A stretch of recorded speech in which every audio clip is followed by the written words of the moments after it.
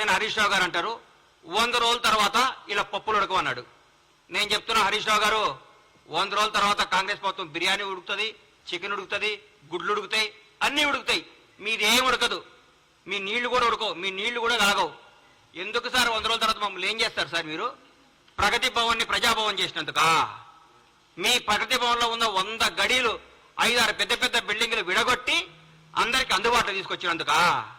ఒక దళిత ఉప ముఖ్యమంత్రిని తీసుకొచ్చి అందులో పెట్టినందుకా? ఎందుకు సార్ మీరు చేసేది? నియంతృత్వ పాలనకు పాతరేసి ప్రజాపాలన తీసుకొచ్చినందుకా? మరి మహిళలందరికీ ఫ్రీగా బస్సులు ఇచ్చాం, ఫ్రీ బస్ టికెట్. 8 కోట్ల పైచిలకు ప్రయాణించారు మహిళలు. మాటల విషయం కాదు ఇది. 8 కోట్ల మంది స్త్రీమూర్తులు ఫ్రీగా తెలంగాణ రాష్ట్రంలో టికెట్ లేకుండా.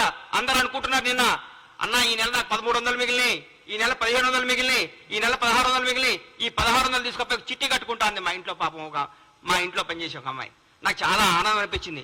ఇది ప్రజాపాలన అంటే, ఇది ప్రజాప్రభుత్వం.